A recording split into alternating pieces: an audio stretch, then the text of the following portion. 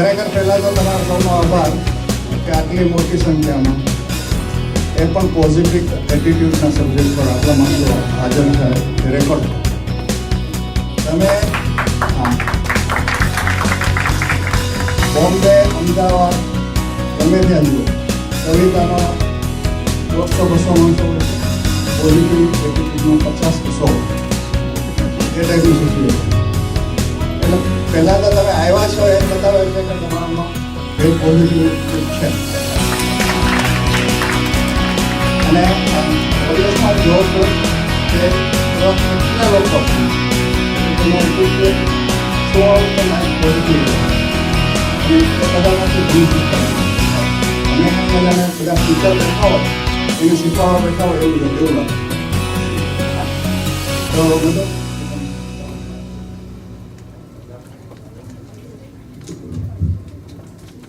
તો Chicago art circle તરફથી હું આપ સૌનું સ્વાગત કરું છું.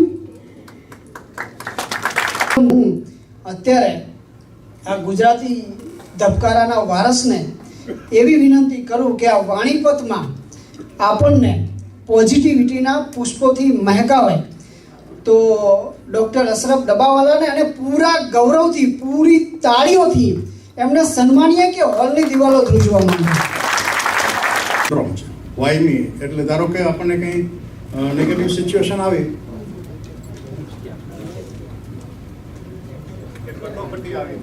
કે માંદગી આવી તો આત્મદર્શનમાં એવો પ્રશ્ન આવે, તમે આત્મસંશોધન કરો વાય મી, આ મને જ શું કામ થાય છે. એ બહુ ખરાબ સિન્ડ્રોમ છે. અને હું તમને એક વાત કરીશ પછી તમને વાય મીનું કોઈ દિવસ વિચાર નહીં આવે. બરાબર સાંભળશો. એક બહુ સાયન્ટિસ્ટ અને મોટા ડૉક્ટર થઈ ગયા, ડૉક્ટર સાબિન, અમેરિકાના હતા, મૂળ પોલેન્ડના હતા પણ અમેરિકન સિટીઝન હતા. એણે પોલિયોની વેક્સિન, જે પોલિયોના ટીપા છે, પોલિયો ડ્રોપ્સ, એની સંશોધન કર્યું અને પછી માર્કેટમાં લઈ આવ્યા. તો એનાથી નાના બાળકોનું પેરોલિસિસ, જે પોલિયો થતો હતો, એ સદંતર નાબૂદ થઈ ગયું. એ દરમિયાન ત્યારે અમેરિકા બધા ડેવલપિંગ કન્ટ્રીને બીજા અનેક કન્ટ્રીને ફ્રી વેક્સિન આપેલી અને તદ્દન નાબૂદ થઈ ગયો. 1974માં જ્યારે હું પાટણ અને વેરાવળમાં પ્રેક્ટિસ કરતો હતો ત્યારે અમે શહેરીમાં કેટલાય પેરેલાઇઝ થયેલા લંગડા બાળકો રમતા જોયેલા છે.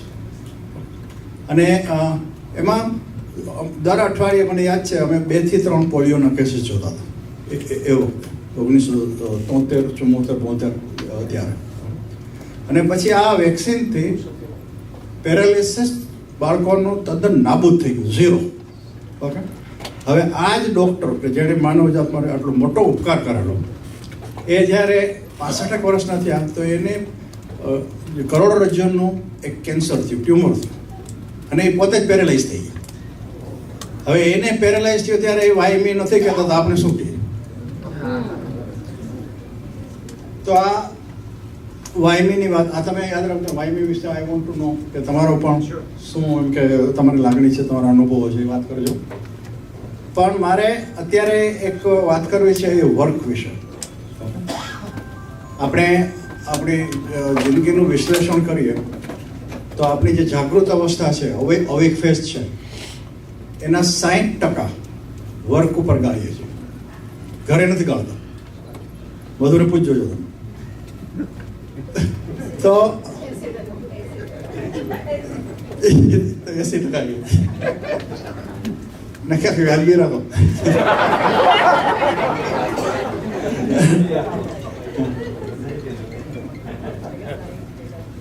તો 60% આપણે વર્ક ઉપર એમ કે ગાળીએ છીએ જીવનમાં.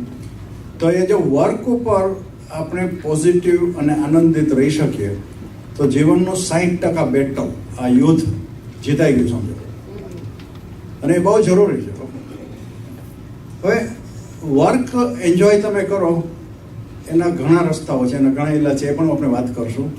પણ એવું કહેવાય છે, અને તમે બધા જાણતા હશો એ વાક્ય, ઓકે, કે one who enjoy the work never went to work. એટલે જે કામને આનંદે છે એ માણસ ક્યારેય કામે ગયો જ નથી, એ આનંદ માટે ગયો છે. મારી લાઈફમાં એવું થયેલું છે. મેં 47 વર્ષ મેડિકલ પ્રેક્ટિસ કરી છે અને આઈ enjoyed all 47 years. You can ask mother. અહીંયા મારા ઘણા પેશન્ટ છે અહીંયા, એટલે એની સાક્ષીમાં હું વાત કરું છું કે કોઈ પેશન્ટે મને ખરાબ મૂડમાં નહીં જોયો. 47 years થયા છે, એટલે મેં હજારો લાખો પેશન્ટ જેટલા ગણું તમે એ બધા જોયેલા છે, પણ કોઈ પેશન્ટે ખરાબ મૂડમાં નહીં જોયેલો.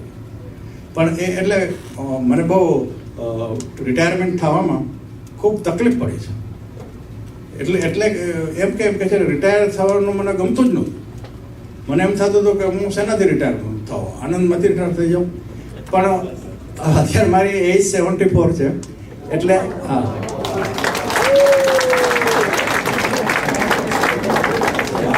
તો એટલે વહેલું મોડું પછી થવાનું જ હતું. એટલે પછી એક સ્ટેજ ઉપર ફરજિયાત જેવું થઈ ગયું હતું, એટલે રિટાયર થઈ ગયા. પણ રિટાયર થયા પછી ભારે પડ્યું.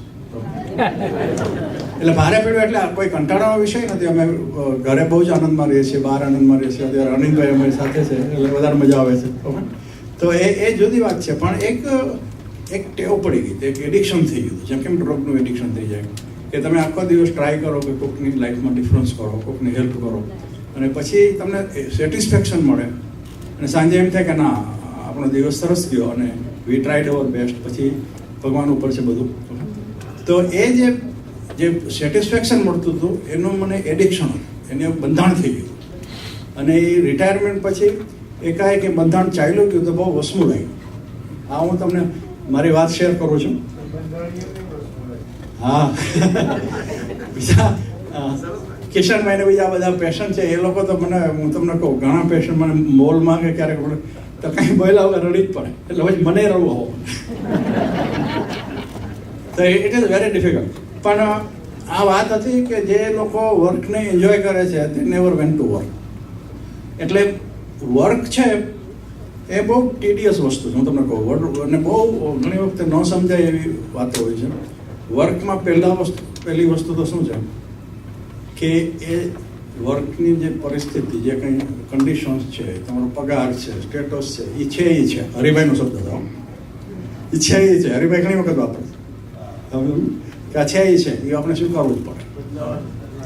હા, એટલે એ સ્વીકારીને પછી એનો આનંદ કરવાનો છે. સ્વીકારીને આપણે ક્રિકેટ ગ્રાઉન્ડમાં બેસીએ તો બહુ ફાસ્ટ દડો આવે તો આપણે એમ કહીએ કે આ ફાસ્ટ દડો ફાવતો નથી, ભાઈ એવું નહીં કરે. પણ જોબ ઉપર કરીએ, હવે શનિવારે રજા નથી આપતા, અહીંયા આમ નથી કરતા. પણ તમે જ્યારે જોબ શરૂ કરી ત્યારે જે રૂલ્સ રેગ્યુલેશન્સ હતા એ તમારે સ્વીકારવા જ પડે. અને જોબ એન્જોય કરવાની વાતમાં હું તમને એક એનું પણ પ્રક્રિયા સમજાવવા. જોબ એન્જોય કરવામાં ક્યાં પ્રોબ્લેમ થાય અને સાચો દાખલો આપીને. જોબ એન્જોય કરવાનો અવરોધ મોટો શું છે કે એક તો આપણે હૃદય ન મૂકતા હોય કામમાં, એટલે ત્યાંથી પ્રોબ્લેમ શરૂ થાય. પછી આપણે બે મોટા ઓર્ગન છે જે આપણા બહુ અગત્યના છે, એ હૃદય અને મન. પછી એના ઉપર પાછું મન આવે અને મન તમને બધા વાક કાઢે, સમજે કે આ તમને જે જોબ છે એ તમારા જોબ ફ્રેન્ડ જેવી નથી, પગાર પૂરતો નથી, એમાં પૂરું થતું નથી, આમાં મારાથી સારી કારે લેવાતી હતી, ટોયોટા જ ફેરવું છું. તો આવા બધા મન વિચારો નાખે તમને. તો એમાં શું થાય કે આખું એન્જોયમેન્ટનું વાતાવરણ ન રહે. અને મનનું કેવું છે કે એને તમે જો એક સંતોષની મોડમાં મૂકી દો ને તો જ આનંદી શકાય આ કામને. હું તમને અને જો એમાંથી મન બહાર નાખો ને તો ખરેખર આનંદી શકાય. અને હૃદય મૂકવાનું. તો મારા એક સ્કિઝોફ્રેનિક પેશન્ટ છે, હજી પણ જીવે છે, ઓકે. તો એને ટ્રીટમેન્ટથી સારું રહે, કેમ કે કામ કરી શકે. પણ એનું જે સ્કિઝોફ્રેનિયાનું શું છે કે સાવ 100% ઇલાજ ન થઈ જાય. એટલે થોડુંક એનામાં પેલું જરા કેમ કે ઓફબીટ પણ રહે. તો એક વખત મને કુતૂહલ થયું, તો એમનું નામ બીજું હતું પણ આપણે મનસુખભાઈ કહેશું. તો મેં કીધું મનસુખભાઈ તમને કામ કરવા તમે શું કામ કરો છો? તો કે હું છે ને અમારી સ્ક્રૂની કંપની છે, તો 100 સ્ક્રૂ ભેગા કરું અને એક નાની ડબ્બીમાં મૂકું. પછી એવી 100 ડબ્બી થઈ જાય તો કોઈનું મોટું બોક્સ બનાવું અને ત્યાં ખૂણામાં મૂકવાનું હોય ત્યાં મૂકી દઉં. તો મેં આખો દિવસ આમ મેં કીધું કહો, તો કે આખો દિવસ કરો તો તમને મજા આવે? તો કે મને તો બહુ મજા આવે. તો મેં કીધું પણ તમને જ્યારે રજા મળે શનિ રવિમાં તો તમને આમ એમ થાય કે હા સારો આરામ મળશે અને આનંદ આવશે. તો કે ના, મારો તો એક ફ્રાઈડેથી મૂડ ભયો જાય કે હવે કામ કરવાનું નથી શનિ રવિ. હવે એ કામને આનંદ છે શું કામ કે એની પાસે એ જે આપણી પાસે જે સબળ મન છે જે કામને આનંદવામાં અવરોધ મૂકે છે એ નથી. પણ એનો અર્થ એમ નથી કે આપણે બધા સ્કિઝોફ્રેનિક થવાની જરૂર છે. પણ એનો અર્થ એટલો જ કે આપણા માઇન્ડને થોડુંક આપણે વાળવાની જરૂર હોય. એક તો સંતોષના મોડમાં મૂકવાનું અને લોજિકલી કરવાનું. ચાલો તમને આ જોબ નથી ગમતી, ઓકે, તમે આ એન્જોય નથી જ કરી શકતા, તો કંઈ વધારે સારી ગોતો, ઓકે, તમને અનુરૂપ હોય એટલે એ મળે ત્યારે પહેલી છોડી દો. એવા પ્લાન કરી શકાય. હવે અમારે એક ઇન્દ્રવદનભાઈ, સાચું નામ છે ઇન્દ્રવદનભાઈ વ્યાસ છે, એ પોલીસ ઇન્સ્પેક્ટર હતા ધોરાજીના તમે છો ને? તો એ ઇન્દ્રવદનભાઈ પછી અહીંયા આવ્યા પછી વોલગ્રીનમાં કેશિયર છે. હવે આ સાવ સાદી જોબ છે, બરાબર. પણ એ જ્યારે ગ્રાહક આવે છે એની સાથે બહુ પ્રસન્નતાથી વાત કરે છે અને એને કેટલાય ઇનામો મળેલા. 10 થી 12 વર્ષ સુધી સતત એને રિટાયર થયા પહેલાં વોલગ્રીન કોર્પોરેશને એને જ આવ્યા આખા ઇલિનોયમાં ફર્સ્ટ નંબર ઇન્દ્રવદનભાઈ. તો એનું રહસ્ય શું છે કે એને દરેક ગ્રાહક સાથે મજા આવે છે. મને એવું જ હતું બધા પેશન્ટ સાથે મને મજા જ આવે, ઓકે. અને એમાં એને એવી ફિલિંગ આવે કે સાંજ પડે હું 300 ગ્રાહકોના ગ્રીટિંગ્સ લઈને ઘરે જાઉં છું. આ ફિલિંગ તો એ કેટલી મોટી વાત છે. એક પોલીસ ઇન્સ્પેક્ટર હતા, એ અહીંયા આવીને એનું એ આખી જોબ જ જુદી હતી ને આ એક કેશિયર તરીકે કામ કરે છે. પણ એને કેશિયર હોવાનો આનંદ છે અને એ આનંદ એને આ ગ્રાહકોમાંથી મળે છે. તો આ એક શીખવા જેવું છે આમાંથી. હવે કામની અંદર તમે એમ કે થોરોલી એન્જોય કરી શકો એના માટે 4 જેટલા હું તમને ઉપયોગી ફેક્ટર્સ આપું અને તમે અજમાવજો. આ સાયન્ટિફિકલી પ્રૂવ છે, મેં પણ મારી લાઈફમાં જોયેલું છે અને તમને બધાને તમે કાલથી આ અપનાવો તો કાલથી તમને શરૂ થશે. આજે તો હોપફુલી એવું કંઈ કામ નથી કરવાનું. તો પહેલી વસ્તુ છે તમે કામમાં સેન્સ ઓફ હ્યુમર ઉમેરો. સેન્સ ઓફ હ્યુમર આવે ને એટલે એ આખું કામ હળવું થઈ જાય અને તમે એન્જોય કરો અને બીજા પણ એન્જોય કરો. પછી બીજું મેં તમને વાત કરી કે એક્સેપ્ટ ધ રૂલ્સ. તમે ગવર્મેન્ટની જોબ હોય, પ્રાઇવેટ જોબ હોય, ગમે તે જેના જોબના રૂલ્સ રેગ્યુલેશન છે એને સ્વીકારો અને એ પ્રમાણે કામ કરો તો ખૂબ જ તમને એમ કે પ્રગતિ પણ થશે. હવે ત્રીજી વસ્તુ છે, નેગેટિવ કોવર્કર્સ હોય ને એનાથી દૂર રહે. આ બહુ અગત્યની વાત છે. બધા વર્કની અંદર નેગેટિવ વર્કર્સ હશે જ, અને એ તમને કહેશે કે તમે તો હમણાં આવ્યા, હું તો અહીંયા 20 વર્ષથી ખંડાણો છું અને મારું શોષણ થઈ ગયું. તો તમે મનમાં કહો, એને ન કહો, તો તારું શોષણ ભલે થયું પણ મારું નથી થયું. એને કહેતા નહીં, પણ તમે એટલી જ મનમાં તમે એ નિશ્ચય કરો. પછી ચોથી વસ્તુ છે સિન્સિયરિટી. તમને કામમાં સિન્સિયર હોવા જોઈએ. હવે સિન્સિયરિટી વિશે એક વાત હું કરીશ જે કોઈ બુકમાં નથી, ક્યાંય ગૂગલમાં નથી, અને તમે બરાબર સાંભળી લેજો. સિન્સિયરિટી બહુ જરૂરી છે લાઈફમાં અને કામમાં. કામમાં તમે સિન્સિયર હો તો જ તમે ધાર્યું રિઝલ્ટ લઈ શકો. અને સિન્સિયરિટી કેવી છે કે એ તમે વધારો, તમે વધારે ને વધારે સિન્સિયર થતા જાય તો એક એવો સ્ટેજ આવે કે પછી સિન્સિયરિટી એન્ઝાયટીમાં એન્ટર થઈ જાય. એક સિન્સિયરિટી અને એન્ઝાયટી વચ્ચે એક ઇનવિઝિબલ લાઈન છે, ન દેખાય એવી એક લાઈન છે. અને આ મેં અસંખ્ય સોફ્ટવેર એન્જિનિયરમાં મેં જોયેલું છે. બિચારા રાત્રે કામ કરતા હોય, દિવસે કામ કરતા હોય, એને એક ડેડલાઇન હોય, બીજી ડેડલાઇન હોય, એટલે એ જો બહુ સિન્સિયર હોય ને તો એને એન્ઝાયટી થઈ જાય, ડિપ્રેશન થઈ જાય. આ મેં હજારો પેશન્ટમાં જોયું છે, 1-2 પેશન્ટમાં નહીં. તો એ જ્યારે પેશન્ટ આવે ત્યારે મારે એને કહેવું પડે છે કે તમે તમારી ટ્રીટમેન્ટ એ છે કે તમે સિન્સિયરિટી ઘટાડો. હવે સિન્સિયરિટી ઘટાડવાની સલાહ તમે ક્યાંય વાંચી જ બુકમાં નહીં, પણ આ ખરેખર છે. આ મારો કેટલા પેશન્ટનો અનુભવ છે. મેં કીધું તમે તમારી ફેમિલી સાથે બહાર જવામાં અને એ બધી ટાઈપની એક્ટિવિટીમાં વધારે ટાઈમ આપો, સિન્સિયરિટી થોડીક ઘટાડો. તમને એમ થશે કે તમારી સિન્સિયરિટી ઘટશે તો કંપની ઉડી જશે, એવું નથી. કંપની રહેશે અને એમાં ઘણાના સરસ રિઝલ્ટ આવેલા છે. કેટલાક તો એવી હદે ચડી ગયા હતા કે એ સિન્સિયરિટીમાંથી એન્ઝાયટીમાં એટલે ઊંડા ઉતરી ગયા હતા કે એને મેડિસિન આપવી પડે કેમ કે એને સુસાઇડલ વિચારો માંડ્યા. તો એટલે મારે બધાને વિનંતી છે, કામમાં સિન્સિયર રહેવું એ ખૂબ જ સારું છે, પણ અતિ સિન્સિયર રહેવું એ મેન્ટલ ડિસીઝનો રૂટ છે, એનું મૂળ છે. એટલે તો મેં આ બધી વાત કરી વાય મી અને એ બધી, અને વર્ક ઉપર કઈ રીતે એન્જોય કરવું, તો એ વિશે તમે પણ પ્રતિભાવ.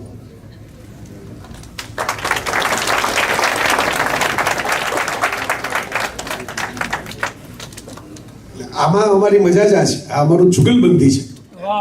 જેમ આમ તબલા અને સિતારની જુગલબંધી હોય, લક્ષ્મીકાંત પ્યારેલાલની જુગલબંધી હોય, કે આમાં એવું નથી કે એક મેં કીધું એમ ભાષણ ચાલે એક જ સરખું, પછી બીજું ભાષણ કરે, પછી છેલ્લે ક્વેશ્ચન આન્સર કરીને છૂટા પડીએ. અને આ એક બાઉન્સિંગ બોર્ડ જેવું કામ કરે.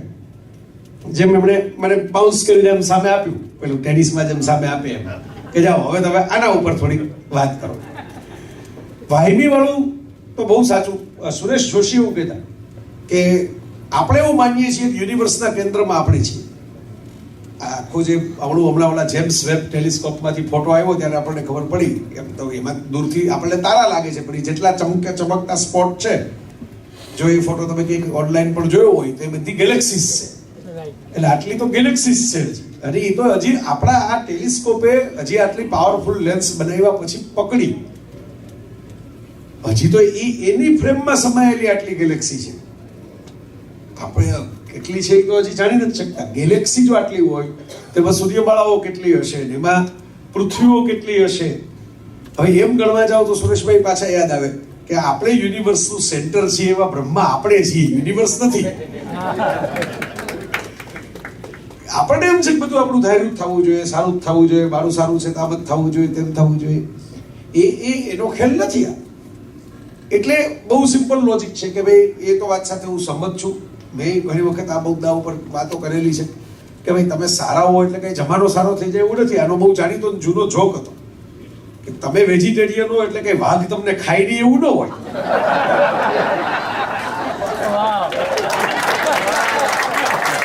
તમે વેજીટેરિયન છો ને વાઘ થોડો વેજીટેરિયન છે.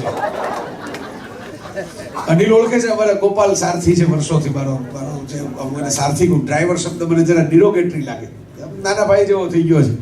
તો ગોપાલ એકવાર કહે કે ભાઈ આપણે જાઉં છે નવો નવો ચલાવ આવે ત્યારે આપણે ઓલી બધી સૂચના આપવાની ટેવ હોય ને કે ભાઈ ડ્રાઇવિંગમાં ધ્યાન રાખવું હો બધું આપણે આટલું આમ રાખવું પછી તો હવે તો હું તો સુઈ જતો હોઉં છું ડ્રાઇવિંગ એની રીતે કરતો હોય છે હવે લાખો કિલોમીટરનો અમારે એકબીજાનો અનુભવ થઈ ગયો એટલે ત્યારે મને એમ કીધું હતું પણ આપણે બધું ધ્યાન રાખીએ ને સામેથી કોઈક ડિવાઈડર તોડીને આવી જાય શું કરશે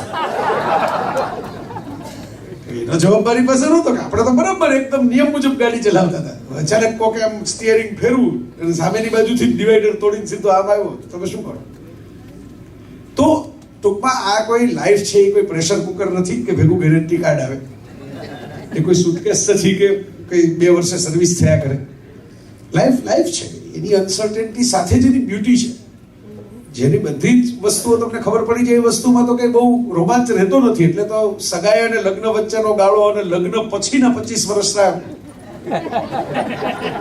બધી ખબર પડી જાય છે તેમાં શું રોમાંચ રહે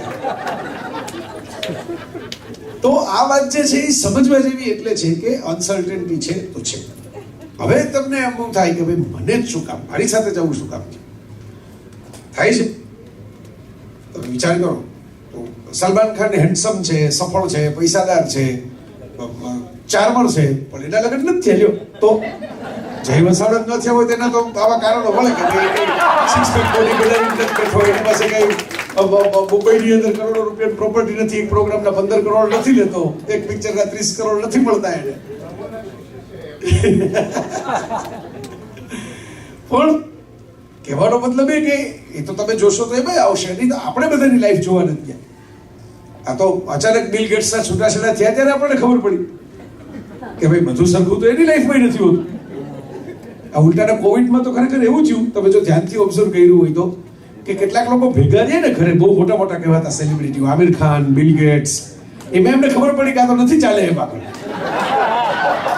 એટલે તો એટલા બિઝી થઈ ગયા ઘરે રહે જ નહીં 80% વાળી વાત ઘરે ઓછા રહે ઘરે ચાચા રહે તો ખબર પડે ને કે માઇનસ પોઈન્ટ શું છે આમાં ટકરાવ ક્યાં થવાનો છે ઓલું વીકેન્ડમાં ભેગા થતા હોય કે કંઈક તહેવારોમાં ભેગા થતા હોય એવી રીતે ચાલતું હશે ગાડું પણ આ કોવિડમાં ફરજિયાત ભેગા રહેવાનું આવ્યું તો કેટલા બધા લોકો છૂટાછેડા લઈ લીધા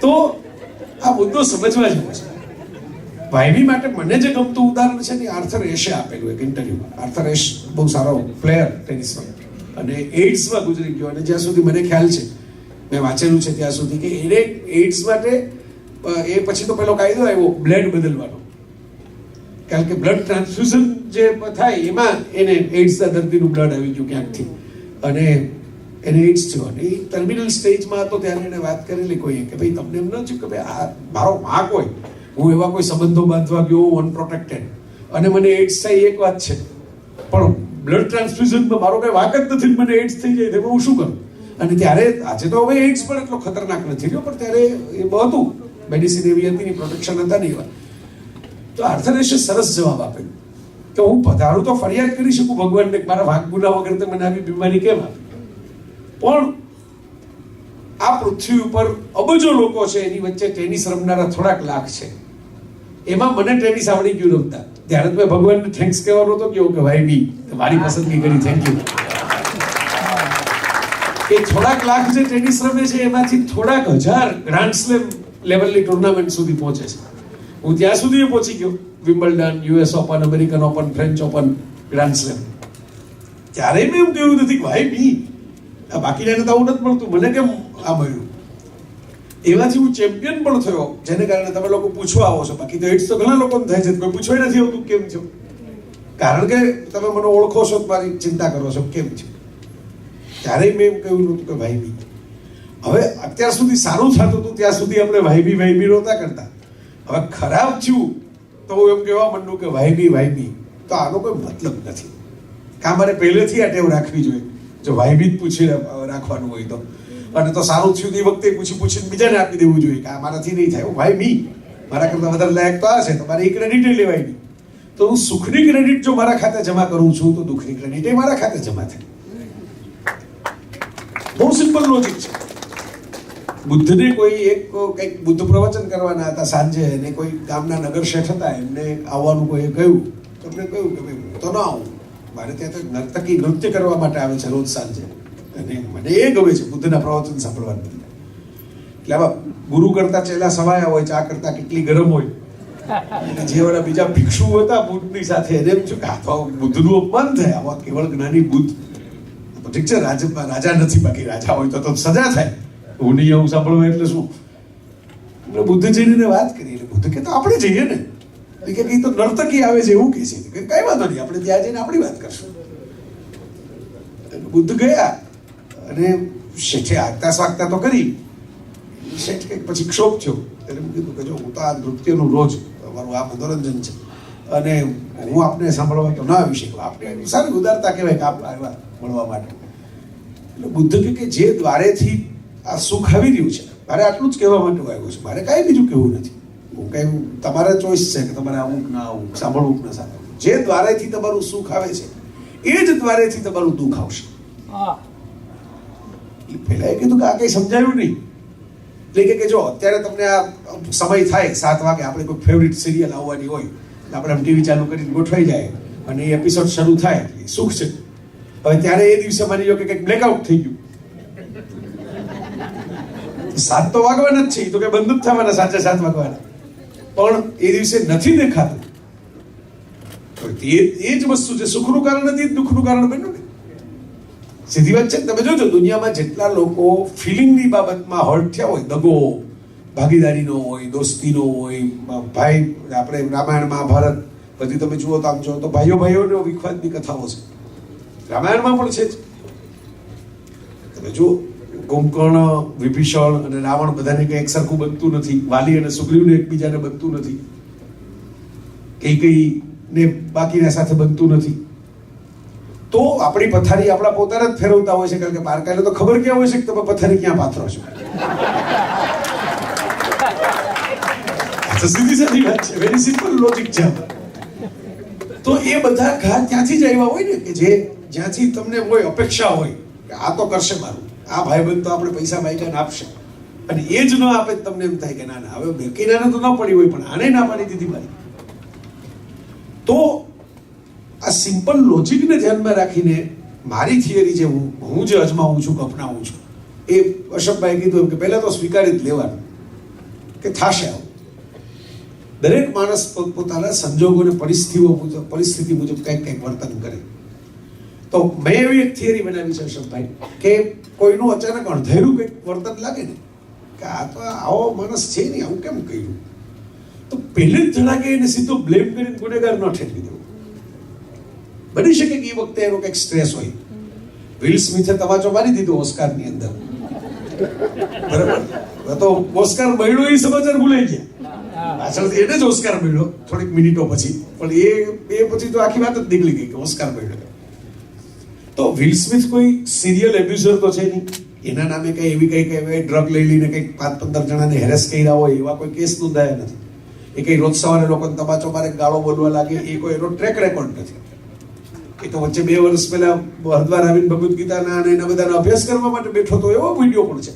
એટલે એવું નથી કે એને કંઈક નોલેજ શું છે કે સ્પિરિચ્યુઆલિટી શું છે એની ભાન નથી પડતી.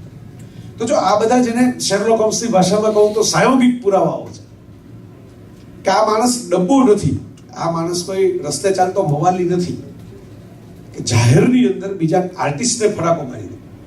તો આપણે જાણતા નથી ને કે એ દિવસે વિલ સ્મિથના છોકરાએ એની સાથે શું ધમાલ કરી હતી કે જેનો ધૂંધવાટાઈ નીકળી ગયો, અથવા તો એની વાઈફે કદાચ પોતાના વિશે એવું શું કીધું હતું કે જેને કારણે વાઈફ વાળું જે ટ્રિગર દબાયું એ સાથે એનો ગુસ્સો છટકી પડ્યો. કશું બની શકે કે માણસના જીવનમાં એ દિવસે ન બરાબર થયું હોય. તમને એમ લાગે કે આનું મોઢું ચડી ગયું, આ દર વખતે આવકારો આપે ને આ વખતે નથી બોલાવતા, આ વખતે ફોનમાં એની ઉષ્મા નથી, તો આપણે જોવા નથી ગયા કે એના જીવનમાં શું થયું હતું ત્યારે. તો હું હંમેશા એવો રૂલ આપું કે 3 વખત ડિસ્કાઉન્ટ આપું, 3 વખત ડિસ્કાઉન્ટ આપું, પછી ખબર પડી જાય કે ના આ તો હેબિટ છે, આ તો આનો સ્વભાવ છે. તો એ કરવું, એ તમારે ડિસ્કાઉન્ટ આપવું, 3 વાર ચેક કરવું. ઓકે, એકવાર માણસ હોય ગુસ્સામાં પણ હોય, માણસ ક્યારેક હતાશામાં હોય, માણસ ક્યારેક પોતાની મેઇન એલિમેન્ટમાં ન હોય, ક્યારેક આપણને ન કહી શકે એવી કોઈ પરિસ્થિતિમાં ફસાઈ ગયો હોય, તમને એમ લાગે કે મને એવોઇડ કરે છે પણ એકચ્યુઅલી એની કંઈક બીજી ચિંતા હોય. તો 3 વાર ડિસ્કાઉન્ટ આપીને 4થી વાર સેમની સેમ ઘટના બને તો આપણે મૂર્ખ નથી, આપણે સંવેદનશીલ છીએ. આ 2 વસ્તુ વચ્ચેનો ભેદ સમજવો. જેમ હર્ષભાઈ સિન્સિયરિટીનો ભેદ સમજાવ્યો ને, લાગણીશીલ હોવું અને ડફોળ હોવું બે વચ્ચે ફરક છે. એટલે લાગણીશીલ છીએ એટલે આપણે 3 વાર જતું કર્યું, પણ ચોથી વાર નહીં કરવાનું. ઓકે, આ હવે આમ જ થવાનું છે, હવે પછી આપણે વારંવાર આ કરવાની જરૂર નથી. તો આ એક નાનકડો મારો રૂલ છે, જે એમને સિન્સિયરિટીમાં વાત કરી.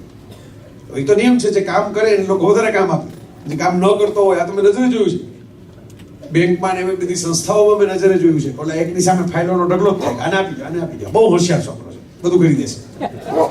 એટલે આપણે એમ કહીએ કોઈ ઓલા ભાઈ તો હવે એમને નવરા બેઠા છે, તો કે એને આપવાનો કોઈ મતલબ જ નથી, કઈ કરે નહીં. એટલે કરે નહીં એને ઉલટું વધારે આરામ મળે, જે કરે એ તો એનો ગુનો કે એને ડબલ કામ થઈ જાય. તો એમાં પણ મારી પાસે એક નાનકડી થિયરી છે. નો ઇઝ અ કમ્પ્લીટ સેન્ટેન્સ. આપણે અડધા સ્ટ્રેસ તો એટલે નોતરી લઈએ છીએ કે આપણે ના પાડતા નથી આવડતું સરખી. હા, તમે એમ કહો કે ના પાડવાથી માઠું લાગી જાય, તો તોછડાઈથી ના પાડો એમ મેં ક્યાં કીધું? એવું ક્યાં કીધું તમે ના પાડો એટલે ભાઈ એકદમ રૂડ થઈને? કારણો છે ના પાડો ને કેમ લોકોને માઠું ન લાગે. તો એની બહુ સાયન્ટિફિકલી હું તમને એનું છણાવટ કરી દઉં કે પહેલી વાત તો તમે ના પાડો ત્યારે તમારા અવાજનો ટોન તોછડો રૂડ લાગે એવો ન રાખો, જરા વ્યવસ્થિત રીતે વિવેકપૂર્વક ના પાડો.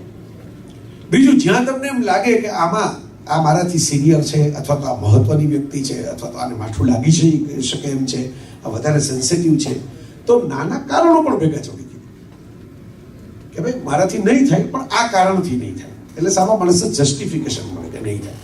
પણ ના તો પાડવી જો, પછી મીઠાશથી પાડવી, કારણો સાથે પાડવી, બરાબર. ત્રીજું, એનાથી આગળ તમને એમ લાગે કે આ તો બહુ ઉપલા લેવલની વાત છે, હવે આમાં તો ના પડાય નહીં ને આપણે તો પાડી દેવી છે, તો કોઈ ત્રીજી વ્યક્તિને વચ્ચે ઇન્વોલ્વ કરો કે ભાઈ આપણે ભેગા રહેજો, અથવા તો આ પુરાવો કે આપણે જો અશોકભાઈ પૂછો કે અમેરિકા જવાનો છે કે નથી જવાનો, મારાથી તમારે ત્યાં નહીં અવાય.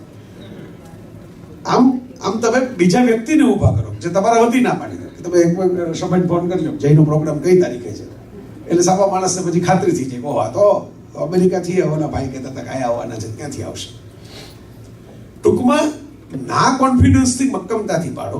હા પાડ્યા પછી ટાળવાથી અથવા તો ખરાબ રીતે કરવા કરતા ના પાડવાનું દુઃખ થોડીક સમય થશે, પણ ઇવેન્ચ્યુઅલી તમારી છાપે એમ પડશે કે આ વ્યક્તિ ક્લિયર છે, આ ગોળ ગોળ વાત નહીં કરે, એનાથી થશે તો કરી દેશે, નહીં થાય તો આપણને ફેરવવાને બદલે સાચું કહી દેશે. તો આ ફાયદો છે. એટલે સિન્સિયર થવાનું પણ સિરિયસ નહીં થવાનું. આપણે સિન્સિયર ને સિરિયસ એક ગણી લીધા છે.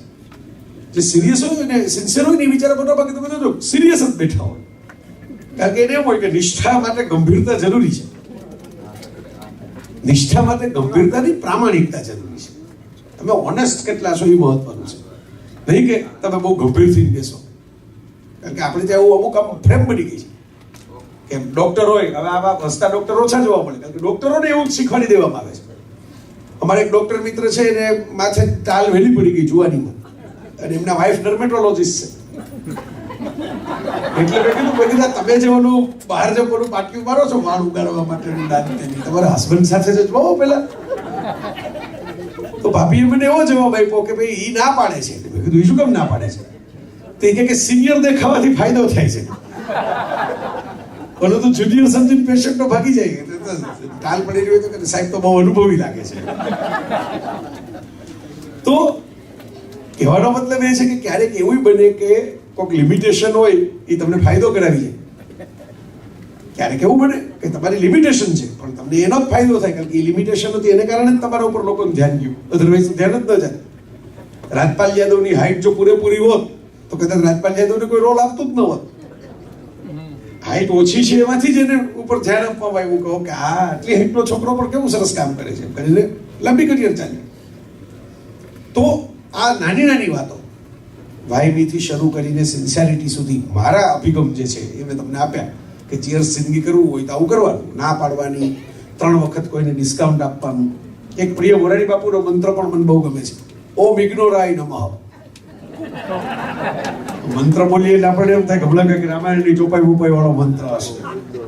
ઓમ ઇગ્નોરાય નમઃ. બરાબર, આપણે બને એટલું જેટલું થાય એટલું ઇગ્નોર કરો. એટલે મેં એક ફોર્મ્યુલા આપી છે. હવે તમે એમ કહો કે ઇગ્નોર કરો, આમાં તો કોઈ બિચારો ખરેખર સારો માણસ હોય, મિત્ર બનવા આવતો હોય, ઇગ્નોર થઈ જાય તો કૃષ્ણની લાઈફમાંથી એટલું શીખવાનું કૃષ્ણ ચરિત્ર એટલું આપણને શીખવાડે કે તમને અમુક લોકો ગોપી ભાવે પ્રેમ કરવા આવે, ત્યાં આનંદ આપો, પ્રેમ આપો. જે ગોપીઓ આવે ને રાસ રમવાનો હોય, ગોપીઓ કૃષ્ણ ગીતા સંભળાવવા નથી બેઠા. ઉભા રહ્યો, તમને હમણાં મનમાં વિચાર આવ્યો તો હું તમને ભવિષ્યમાં તો સંભળાવવાનો છું, આખી 18 અધ્યાયની, પણ આજે ઝલક રૂપે તમને હું ટ્રેલરમાં 4થો અધ્યાય સંભળાવી દઉં. ત્યાં વાંસળી વગાડી છે, ત્યાં ગીતો ગાયા છે. જે પ્રેમ કરવા આવે એનું એનાલિસિસ ન કરો, એનો પ્રેમ જીવી લ્યો, સ્વીકારો, મળતો પ્રેમ આપો. ભાવ જુઓ કે ગોપી ભાવ છે કે નહીં. પછી અર્જુન ભાવે તમને લોકો આવે, પ્રોફેશનલ લાઈફ, કરિયર, શીખવા માટે, તમારી પાસેથી જાણવા માટે, તમારા આસિસ્ટન્ટ તરીકે, તમારા સહકાર્યકર તરીકે, સબોર્ડિનેટ તરીકે, બોસ તરીકે, કોઈ પણ રીતે આવે. ત્યાં જ્ઞાન આપો, ત્યાં તમારી જવાબદારી છે નોલેજ આપવાની, જે સારું સાચું છે એ બધું શેર કરવાની. અને પછી એવી અપેક્ષા ન રાખો કે ગોપી ભાવે પ્રેમ કરશે. એ ફરક જુદો છે. રાધા જે પ્રેમ કૃષ્ણને કરી શકે, અર્જુન ન કરી શકે. કારણ કે પહેલાનો હેતુ જ પ્રેમ છે રાધાનો. અર્જુનનો હેતુ પ્રેમ નથી, અર્જુનનો હેતુ તો માર્ગદર્શન છે. પછી ત્રીજા શિશુપાલ ભાવે ભટકાશે. એ આવે ન કહેવાય, એ આવશે ન કહેવાય, ભટકાય. ઓલી ડિવાઈડર કુદાવીને આવતી ગાડી. મારા લેક્ચરમાં ત્યાં, હવે અહીં તો પરિસ્થિતિ નથી એટલે અહીં એનો જોક બને નહીં, પણ અમારે ત્યાં બને. કારણ કે વરસાદ આવે ને એટલે ઓલા રોડ ધોવાઈ જાય, ભૂવા પડે ને ખાડા પડે ને દરેક શહેરમાં કંઈક આવું હોય, પણ સ્પીડ બ્રેકર ધોવાય જ નહીં. તમે કોઈ સ્પીડ બ્રેકરમાં ખાડો પડેલો જોયો? તમે ગુજરાતમાં આવતા જશો, તમે જોયું કે આ રોડમાં ખાડા પડે, કારણ રોડમાં ઘસાતો હોય ને રોડ એટલે ખાડા પડે. ત્યાં 100ની સ્પીડે ગાડીઓ ફરતી હોય, સ્પીડ બ્રેકર ઉપર તો કોઈ 100ની સ્પીડે ગાડી જાય નહીં, એટલે ધીમી પાડવી પડે. એટલે સ્પીડ બ્રેકરને ઘસારો જ ના લાગે, 20ની સ્પીડે જ ગાડી પસાર થાય એની ઉપરથી. તો કેટલાક સ્પીડ બ્રેકરો આપણા ફેમિલીમાં પણ હોઈ શકે, આપણી ઓફિસમાં પણ હોઈ શકે, આપણા પાડોશમાં પણ હોઈ શકે. તમે એમ માનો કે તમે એનામાં કંઈક ખાડો પાડી દેશો તો તમે બ્રહ્મા છો. તમારું ટાયર કદાચ પૂછડી તૂટે એવું થાય સ્પીડ કરવા જાય. તો સ્પીડ બ્રેકરને ત્યાં ઊભા રહેવાનું ન હોય કે હા સ્પીડ બ્રેકર આવ્યું. આપણી સ્પીડ ધીમી કરી, આપણે આંચકો ઓછો આવે એમ તારવી લેવાની. આનો એક શબ્દ છે ગુજરાતીમાં, ગાડી તારવી લેવાની. તો શિશુપાલ ભાવે ભટકાય એમાં થોડીક વોર્નિંગ આપીને, જે કૃષ્ણએ આપેલી વોર્નિંગ, સોગાદ એટલે વોર્નિંગ, કે ભાઈ આ બરાબર નથી થતું, હવે નેક્સ્ટ ટાઈમ આવું ન કરતા. થોડીક વોર્નિંગ આપીને પછી સુદર્શન ફેરવવું એવું નથી કહેતો, તો ભાઈ તમારે પછી જેલ બેલની સજા થાય ત્યારે મને તમે પકડવા આવો. ઓલા ભાઈ સ્પીકર તરીકે આવું ગઈ ગયા હતા. તો મોટિવેશન એવું કલકત્તામાં એકવાર બનેલું, ચંદ્રકાંત બક્ષી, એટલે રમૂજમાં બક્ષી તો રમૂજ ઘણી કરતા, એટલે ખરેખર બનેલું નહીં બક્ષી જાણે.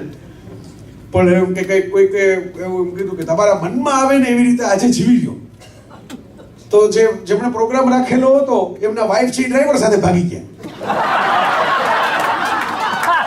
કે ઓલા સ્પીકર આવીને એવું કહી ગયા કે તમારા મનમાં આવે એમ જીવી લો.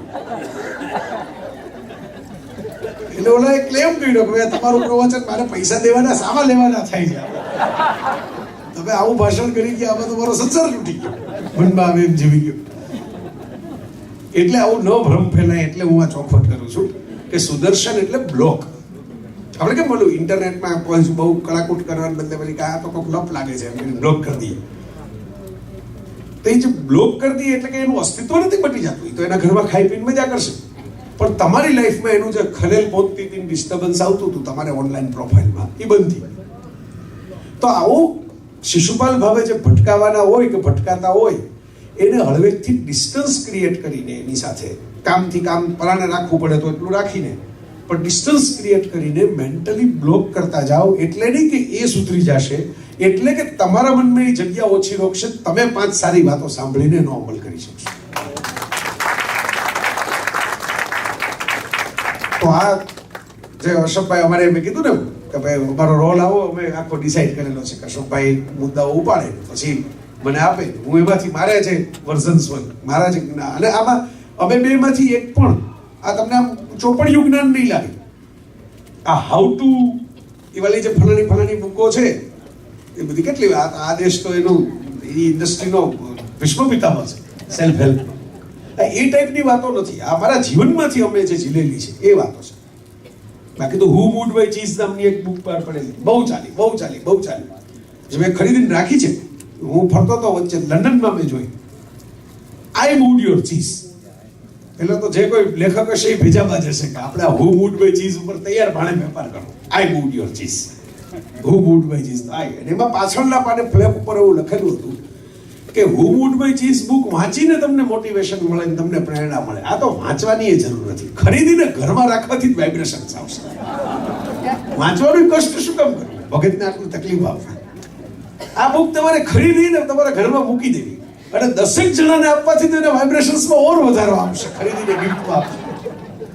એટલે કોકે પેરોડી જ કરી હતી કે માનો આપણે સળી કરીએ આવા પુસ્તકો લખનારાની, પણ મને આ સળી ગમી ગઈ કે આપણે એવું માની લીધું છે. પેલા લેખકો એવું નથી માનતા કે આપણા પુસ્તકથી જ આ ભાઈનો જિંદગી બદલાઈ જશે, પણ આપણે એવું માની લીધું છે કે આપણે ફલાણી કેસેટ સાંભળી લીધી, સીડી સાંભળી લીધી, વિડીયો જોઈ લીધો કે આ બુક લઈ લીધી એટલે આપણી જિંદગી ફરી જશે. ના, જિંદગી તો તમારા પ્રયત્નોથી જ ફરવાની છે. કોઈ જય વસાવડાના પુસ્તકથી નથી ફરી જવાની. એનો ધક્કો એમાંથી કંઈક તમને આવે, એની ક્લેરિટી કંઈક તમને એમાંથી આવે, એની કોઈ વધારાની સમજણ તમારે ત્યાંથી આવે. બાકી કઈ આમ પુસ્તકો રાખવાથી લોકો આઈન્સ્ટાઈન થઈ જતા હોત તો દરેક લાઇબ્રેરીના પટ્ટાવાળા છે એ સાયન્ટિસ્ટ થઈ ગયા હોત. તો આ પ્રેક્ટિકલ વાતો છે. Over to Ashrafbhai.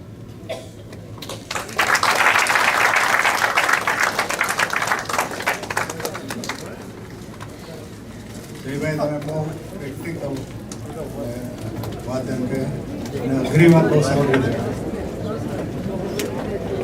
હવે જે જનાર માણસો છે એને વિનંતી કે પાછા આવે, કેમ કે હવે જે 2 પોઈન્ટ્સ અમે ચર્ચવાના છીએ એ મોસ્ટ ઇમ્પોર્ટન્ટ છે આ સેશનના, આ કાર્યક્રમના અને જીવનના. તો પહેલી વાત મારે એ શરૂ કરવી છે કે મને અને જયભાઈને અને અનેક મિત્રોને ઘણી વખત ચર્ચા થઈ છે અને એનું કેન્દ્ર એ હોય છે કે સ્વર્ગ અહીં જ છે. Thank you. સ્વર્ગ અહીં જ છે. ઓકે, પૃથ્વી ઉપર સ્વર્ગ છે અને એ આપણે એન્જોય કરવાનું છે. તમે વિચાર કરો, અત્યારે કેટલી વ્યવસ્થા છે. તમને ગાડી છે, ઓકે, તમને એમ કે પ્લેનમાં તમે મુસાફરી કરી શકો છો. એક ફેક્સનું કાગળ અહીંયા તમે મૂકો તો એક મિનિટની અંદર બોમ્બે પહોંચી જાય છે. અને એ કઈ રીતે થાય છે? આ મોટો ચમત્કાર છે. કોઈ તમને, હું ખાતરીપૂર્વક મને તો એવું લાગે છે કે કોઈ પણ ધર્મના પુરાણમાં, ગમે તે ધર્મનો, ક્યાંય આવો ચમત્કાર નિર્દેશિત કે રજૂ કરવામાં નથી આવ્યો. ધર્મની કોઈ વિરુદ્ધ વાત નથી આવ્યો. હું અમારે ઘણી વખત આ ચર્ચા થાય છે કેમ કે ધર્મ ને વિજ્ઞાન એકબીજાના કે વિરુદ્ધ છે કે એવું નથી, એ પૂરક છે. અને જો દલીલ ખાતર જ કરવો હોય, દલીલ ખાતર જ વાત કરવી હોય તો જો તમે ઈશ્વરમાં સંપૂર્ણપણે માનતા હો તો વૈજ્ઞાનિકને શોધ કરવાની જે બુદ્ધિ આપે છે એ ભગવાન જ આપે છે. બરાબર? તો આ વસ્તુ મને એકદમ આઈ એમ થ્રિલ વિથ ધીસ. ટેલિવિઝનમાં એમ કે ન્યુયોર્કમાં એક ગ્રુપ નાચતું હોય તો સાઉથ આફ્રિકામાં એ જોવાતું હોય. તો આ બધા મોટા મોટા ચમત્કારો છે. મેં બધું ઘણી વખત વાત કરેલી છે, મારા મિત્રોને કરેલી છે. મેં કીધું જો મને કદાચ સ્વર્ગ મળે ને તો સ્વર્ગમાં પ્રવેશતા પહેલા હું દરવાનને પૂછું કે અંદર યુટ્યુબ છે. અને હું સિરિયસલી કહું છું કે યુટ્યુબ ન હોય તો અંદર નહીં જાઉં. તો એ પછી સ્વર્ગના દરવાને કેવા હોય કે અમદાવાદી વેપારી જેવા હોય. એ કે આ યુટ્યુબ નથી પણ યુટ્યુબથી સારું છે. તો હવે હું એગ્રી નહીં થાઉં, કેમ કે એક વખત મને અનુભવ થઈ ગયો છે. અમે લોકો અમદાવાદમાં ગયેલા મધુને હું. તો મારે સેમસોનાઇટ બેગ જોતી હતી અને મને એનું ઓબ્સેશન હતું કેમ કે સેમસોનાઇટ બહુ મજબૂત હોય, બહુ હળવી હોય. તો એ કે અમારી પાસે સેમસોનાઇટ નથી પણ એનાથી સારી છે એમ કરીને અંદર જઈને એ લઈ આવ્યો બેગ અને એની ઉપર ઊભો રહી ગયો. એ કે જો આ સેમસોનાઇટ ઉપર આમ ઊભો ન રહેવાય. એટલે પછી મારે મનમાં મેં કીધું મારે આ ઊભા રહેવા માટે નથી બેગ જોતી, બેગ મારે સામાન ભરવા માટે જોઈએ. એટલે જો એમ કોઈ સ્વર્ગનો દરવાન મને બનાવે તો હું બનીશ નહીં, યુટ્યુબ જ જોઈએ. કેમ કે સ્વર્ગમાં તો તમે માગો એ મળે. બરાબર? તો એનો મને હંમેશા રોજ તો નહીં પણ એમ કે વારંવાર વિચાર આવે કે અહીંયા આપણે જે સુખ છે એનાથી વધારે તમે શું માગી શકો? હવે અને બીજું દુઃખ તો આવવાના અમુક, પણ એ it is part of the game, part of life છે અને આપણે સ્વીકારવા જ પડે. હવે એક તમને મારે વાત કરવી છે. એ એકચ્યુઅલી એક નોબેલ પ્રાઇઝ વિનર લેખક છે, આઇઝેક સિંગર નામના લેખક. એની વાર્તા છે. હા બરાબર, આઇઝેક સિંગર નામના છે. અને એણે એક વાર્તા લખી છે, તો તમે આવતી 2 મિનિટ તમે બરાબર સાંભળી, અને એ પુરવાર કરે છે કે સ્વર્ગ છે એ અહીં જ છે. અને એણે એટલી લોજિકલી એ વાર્તા લખેલી છે અને આર્ટિસ્ટિકલી લખેલી છે કે તમને ફીલ થયા વગર રહેશે ને.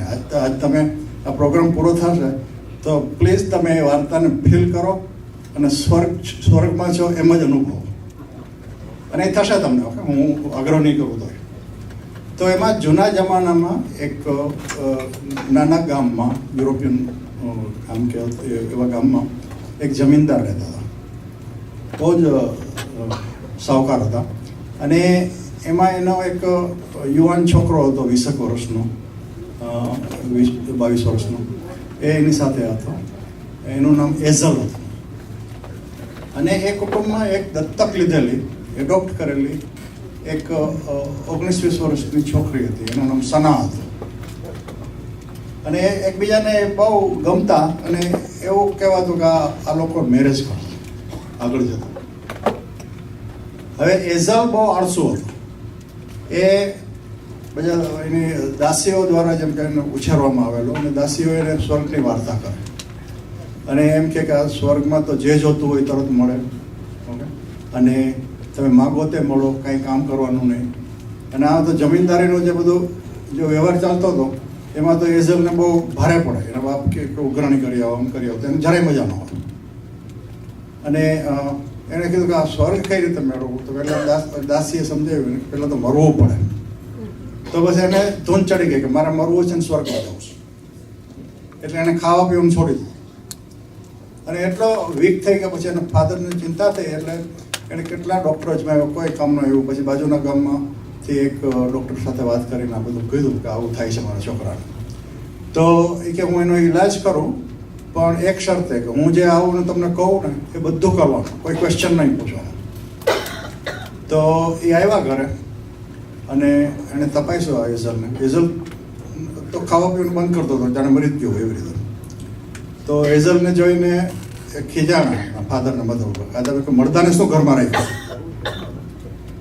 તમે મરદાને કે દાટી નાખવા જોઈએ, ઘરમાં ન રખાય. તો ઓલો મનોમન હૈસો કે હાઈશ હવે સ્વર્ગમાં જવાશે.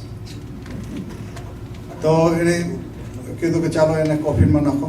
અને એ દરમિયાન એણે પેરેન્ટ્સને સમજાવી દીધું કે અંદર બેઝમેન્ટ છે તમારી, એમાં સ્વર્ગનું વાતાવરણ ઊભું કરો, કે સરસ પરીઓ હોય, બધા દાસ દાસીઓ હોય, અને એકદમ ફૂલોના ઝાડ હોય, ફુવારા હોય.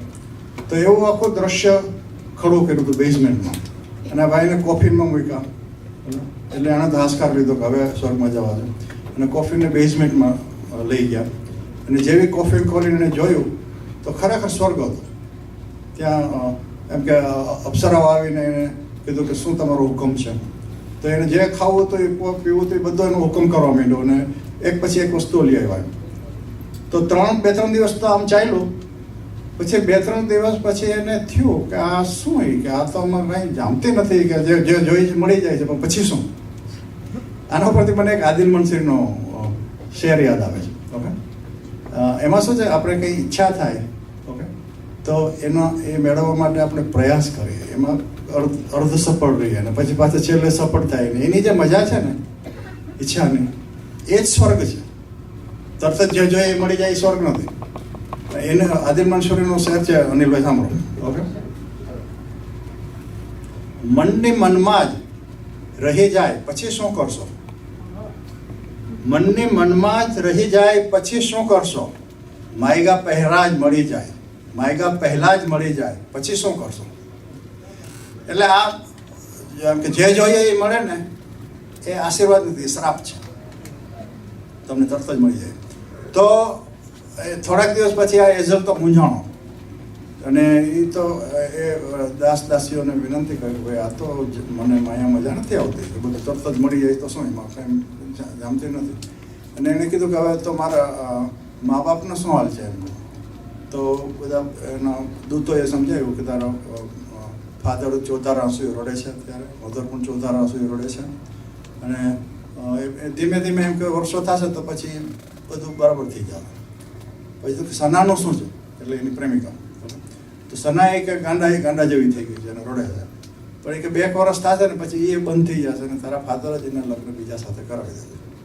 એટલે એમ તો છટકે કે મારે તો અત્યારે જ પાછું જવું પૃથ્વી ઉપર, અહીં સ્વર્ગમાં રહેવું જ નથી. સ્વર્ગમાં અહીંયા શું છે કે જે જો એ પીવાનું મળે છે, ખાવાનું મળે છે, એમ કે કેટલી સુંદર અપ્સરાઓ છે, આ છે તે. હું તો એ કે કંટાળી ગયો છું. એટલે એને એમ કીધું કે મારે પાછું ત્યાં જવું છે. પાછું ન જવાય, તમે મરી ગયા ને આવી ગયા. તો એને તો પસાણા એવું લાગ્યું. પછી 1-2 દિવસ પછી એક દૂત આવે છે અને એ કે સરકારે કે અમારી ભૂલ થઈ ગઈ. એકચ્યુઅલી બીજા માણસને મારી નાખવાનો હતો, પણ યમરાજ ભૂલથી તમને લઈ આવ્યા છે અને તમે સ્વર્ગમાં આવ્યો. તો કે મારે હમણાં જ જવું છે, સ્વર્ગ જોઈએ જ નહીં. એટલે પછી એને પાછા કોફીન આવીને કોફીનમાંથી ઉપર લઈ ગયા અને ઉપર જોયું તો એના મધર ફાધર હતા અને એની પ્રેમિકા હતી. બધાને ભેટી પડ્યો અને કે મારે સ્વર્ગમાં કોઈ દિવસ જ જવું. તો આ ઉપરથી તમે વિચાર કરો, ઓકે, કે આપણે શું છે કે એક સ્વર્ગની કલ્પના છે. એ હશે કે નહીં હશે એ ક્વેશ્ચન છે, કોઈ ખાતરી નથી. એટલે અત્યારે જે આપણે છે એ સ્વર્ગ માણી લઈએ, અને કદાચ જો નીકળે વાસુદેવભાઈ સ્વર્ગ તો આપણે ખોટમાં નથી. અમુક મહેમાન આવે ને તો કે તમને શું પીવું છે, તો કે ઠંડુ લાવો અને ત્યાં સુધીમાં ગરમ કરો, ગરમ જે બનાવો એ બનાવો. એવો છે અત્યારે આ ઠંડુ છે એ બરાબર પી લ્યો, અને જો પહેલું નીકળશે તો પહેલામાં મજા આવશે. એવું બધું છે ભાઈ. પેલું નીકળશે તો તૈયારી કરવાનું અત્યારે કામ લાગશે. હા, રાઈટ. અને મેં એક શેર લખેલો, અનિલભાઈ સાંભળો. એ મેં મધુરના ધ્યાનમાં રાખીને લખેલો છે. અનહદનો નાદ અમને મળે તો ભલે મળે, અનહદનો નાદ અમને મળે તો ભલે મળે છે, ત્યાં સુધી તો અમને ઝાંઝર ભયો ભયો. તો આપણે શું કરીએ, હું ટૂંકાવું છું મારું એટલા માટે કે જરા વૈવિધ્ય રહે. તો આપણે તમે આ સ્વર્ગ અહીં જ છે એની વિશે ટૂંકો અભિપ્રાય આપી અને પછી હું સ્ટ્રેસ વિશે વાત કરીશ.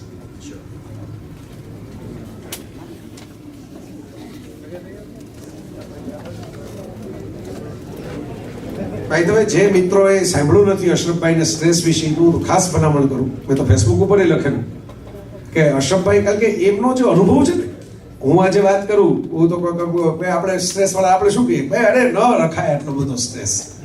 એવું બોલવાથી કઈ એની સ્વીચ તો હોતી નથી કે ભાઈ બંધ થઈ જાય. એટલે આ ખાસ ભલામણ છે કે એ ટિપ્સ બહુ ઉપયોગી છે, પ્રેક્ટિકલ છે. એમણે આખું લિસ્ટ બનાવેલું છે, મને યાદ છે ટિપ્સનું, કે ભાઈ સ્ટ્રેસ કેમ ઘટાડવો, કેમ સ્ટ્રેસને મેનેજ કરવો.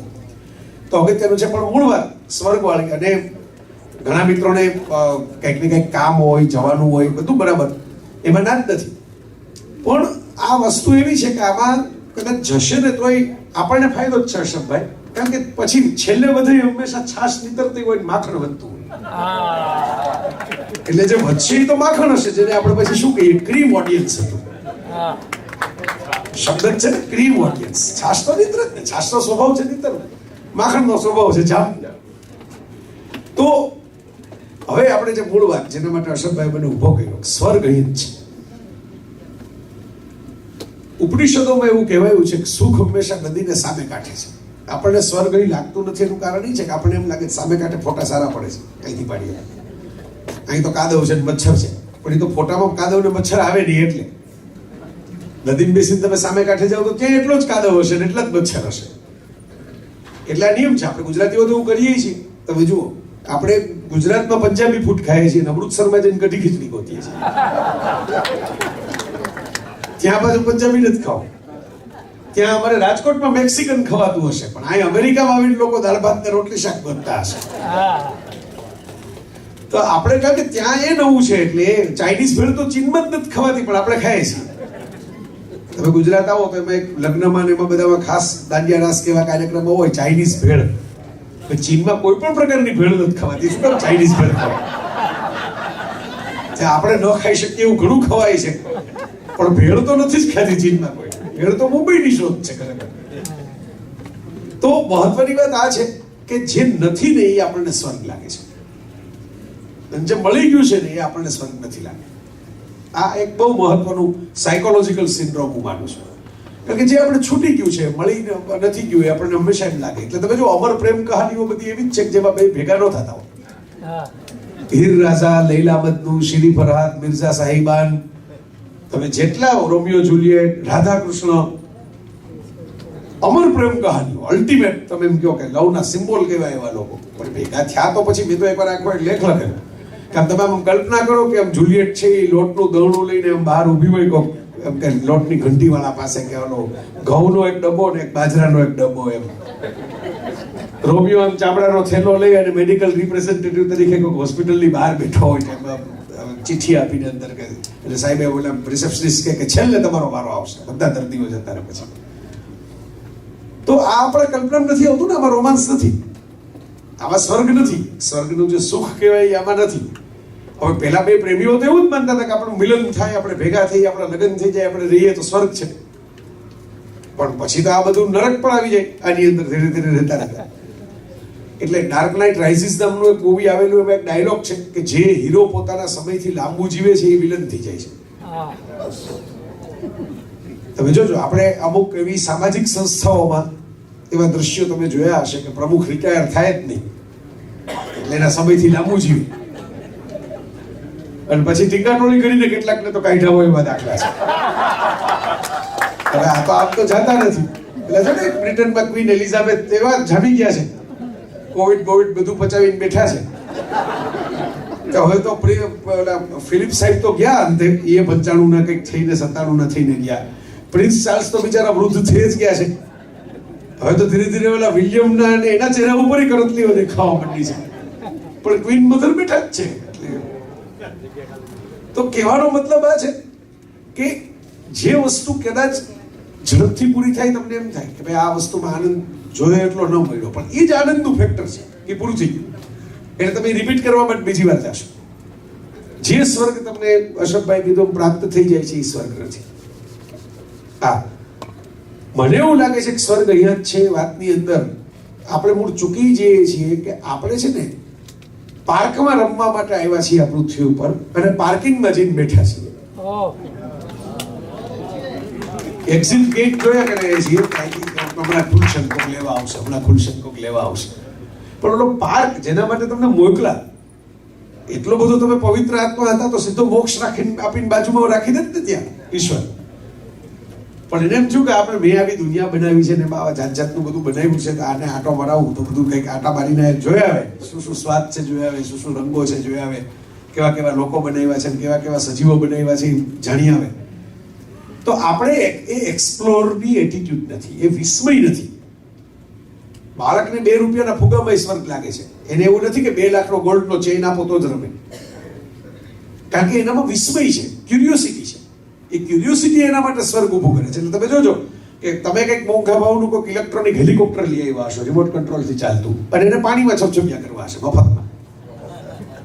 એટલે તમારા માટે પેલી કિંમતી ભેટ છે. એના માટે તો કામ કીડી એક દીવાલ ઉપર ચડતી હોય એ પણ એક વિઝ્યુઅલ છે, એને જોયા કરશે નાનું બાળક હશે. તો ક્યુરિયોસિટી એના માટે સ્વર્ગ ઊભું કરી દે છે. કીડી દિવાલ ઉપર ચડે એ પણ એના માટે રોમાંચક ઘટના છે. તમારો મૂડ તમારા માટે સ્વર્ગ ઊભું કરી દે. તમે મૂડમાં હો તો તમને એમ જ લાગે બધું સરસ જ થઈ રહ્યું છે ત્યારે. તો સ્વર્ગ અહીં છે, અને અશોકભાઈ કીધું આપણે તૈયારી કરીએ તો ફાયદાબાદ છીએ. એટલે હું એમ કહેતો હોઉં છું કે 5 સેન્સીસ તમને પરમાત્માએ આપી. 5 ટેસ્ટ, સ્મેલ, સાઉન્ડ, સાઇટ, બધી આ સેન્સીસ જે છે તો એનો ઉપયોગ કરો ને. સરસ ફિલ્મો જુઓ, સરસ દ્રશ્યો જુઓ. આપણે હવે ટચ સ્ક્રીનને એટલો બધો ટચ કરીએ છીએ કે આંખ મીચીને કોઈક 2 ફળ આપે ને કે આ નારંગી છે ને આ મોસંબી છે, તો કદાચ ખબર ન પડે કે આ કોની છાલ હતી, કારણ કે આપણે સ્પર્શના સંવેદનો ભૂલી ગયા. પણ મેડિકલ સાયન્સના રિસર્ચ છે કે તમે ટચ કરો એને કારણે પણ એક હિલિંગ થતું હોય છે. તમે ભેટો, બાળકને થપથપાવો. જૂના જમાનામાં તેવી પ્રથા હતી, બાળકને તેડો, રમાડો, થપથપાવો, પકડો તો અરે સરસ સુગંધો લ્યો, જીવનની અંદર. હવે તમે એમ કહો કે સતત તો આવું કંઈ થાય નહીં, તો પ્રેક્ટિકલી પોસિબલ નથી, પણ સતત ન થાય એટલે તેની મજા છે. જે વસ્તુ સતત થશે એ બોરિંગ જ થવાની. આ યાદ રાખજો, anything which is permanent is boring, anything which is permanent is predictable, again anything which is predictable is boring. જે વસ્તુ પ્રેડિક્ટેબલ છે એ બોરિંગ છે. તો ભલે નવું નવું થયા કરે, ભલે નવા તમે એક્સાઇટમેન્ટ આવે, એક સપનું પૂરું થાય તો બીજું સપનું જે જોઈ શકે ને એ જ મહાન બની શકે. બાકી તો એક સપનું પૂરું થાય તમે ડિપ્રેશનમાં આવી જાઓ કે હવે તો શું આપણે એક ટાવર બનાવવાનો, તો ટાવર તો બની ગયો, હવે શું રિટાયર થઈ જાઓ. તો હું તો કશ્યપભાઈ કે હું 74 વર્ષે રિટાયર છો, તો હું તો એમ કહું છું કે રિટાયર છે એટલે તો પ્રોફેશનલ લાઈફમાંથી રિટાયર છે. લાઈફમાંથી કોઈ રિટાયર મૃત્યુ સિવાય થતું જ નથી. લાઈફમાં શું કામ કોઈ રિટાયર થાય? જીવન જીવવાના મજામાંથી શું કામ કોઈ રિટાયર થાય? અને તમે ગોતો, તમે કંપની ગોતો, તમે તમારી મજાઓ જાતે ઊભી કરો, તમે તમારી લેયર ગોતો, તમારો એટીટ્યુડ ડેવલપ કરો, નવું ટેસ્ટ કરો. કેટલાક લોકોને તમે નવો આઈસ્ક્રીમ આપીએ ને તો એને આમ જાણે કારેલાનો રસ કાઢીને આપ્યો એવું મોટું કરે. આ શું છે? આપણે એમ કે આવું તો કોઈ દી સાંભળ્યું નથી એમ. અરે પણ આઈસ્ક્રીમ છે, તમે ન ભાવે તો મૂકી દેજો ને, કોઈ તમને કઈ પરાણે તો નહીં આમ ગળામાં નાખી દે. એક ચમચી ચાખવામાં તમારું જાય શું? તો adapt something new, something fresh in life. કશું નવું અપનાવતા શીખો. અને માફી માંગતા અને માફ કરતા શીખશો ને તોય સ્વર્ગ વહેલું આવશે નથી. માફી માંગતા અને માફ કરતા બંને. માફી માંગવામાં બહુ અકળ નહીં રહેવાનું, હતી ભૂલ તો પછી કહી દેવાનું, પબ્લિકલી કહી દેવાનું, કઈ વાંધો નહીં. માફી માંગવાના કારણે કોઈના ખૂન થઈ ગયા હોય એવું મેં જોયું નથી. અને માફી માંગીને માન નહીં હોય, ન માંગી હોય થઈ ગયા હોય એવા દાખલા છે. તો માફી માંગી લેવાની, એને માફ કરીએ દેવાય. બરાબર, બહુ સિમ્પલ લોજિક છે. ઉપનિષદોમાં એક મને ચલાલામાં વલ્કુ બાપુ કરીને એક સંત છે બગસરા પાસે, અને અહીં અમેરિકા આવીને ભણેલા છે અને ક્વોન્ટમ ફિઝિક્સ ભણેલા છે.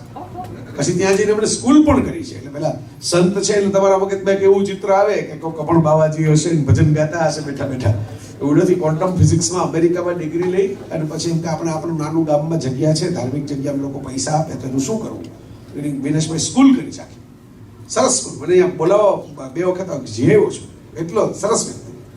બલકુ બાપુએ મને એમ કીધું હતું કે મને કે ખરો આનંદ અને ખરો સ્વર્ગ હંમેશા ત્યારે હોય કે એકને જ આનંદ મળે નહીં તો સ્વાર્થ છે, પણ જ્યારે 2 પાત્રો કે 2 વ્યક્તિઓ કે 2 પક્ષ વોટેવર, દાખલા તરીકે અમે બોલવા વાળા છીએ, તમને બેને અત્યારે મજા આવે છે કે હાલો આપણે કેટલા વખતથી પ્લાનિંગ કરતા હતા, આજે પહેલો પ્રોગ્રામ થઈ ગયો, અમને બેન મજા આવે. પછી સામે તમને મજા આવવી જોઈએ ને.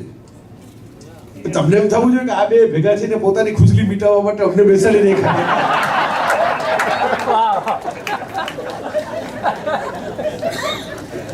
તો સ્વર્ગ છે નહીં.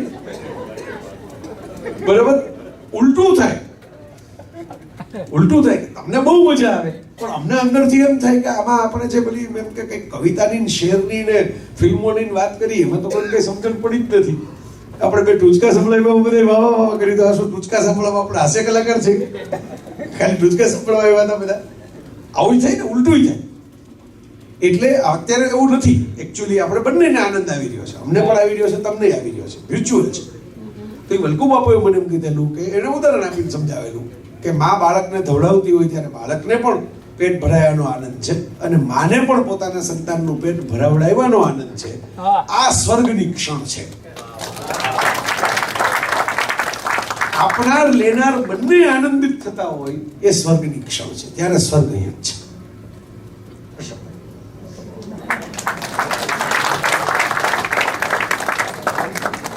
બહુ સરસ વાત કરી.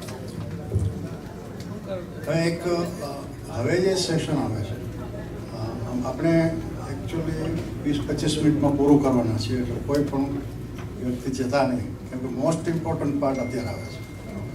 અને થેન્ક યુ. તમારી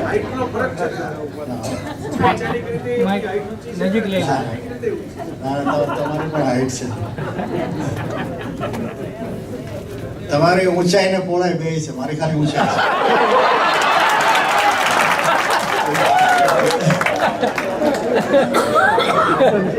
એટલે એટલે વિચારોની પહોળાઈ એટલે ડાયવર્સિફિકેશન હવે શારીરિક પહોળાઈ समझने वाले समझ गए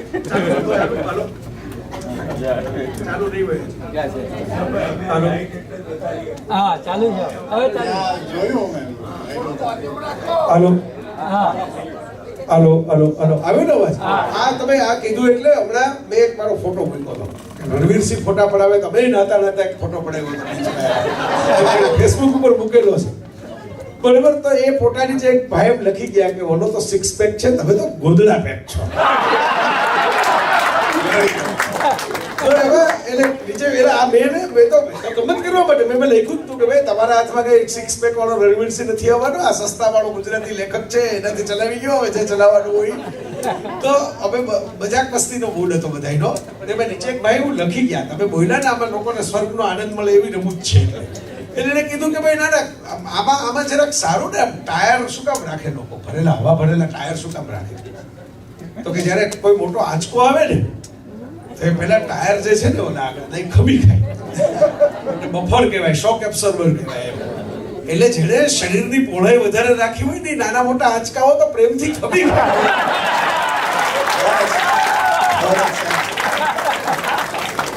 વાહ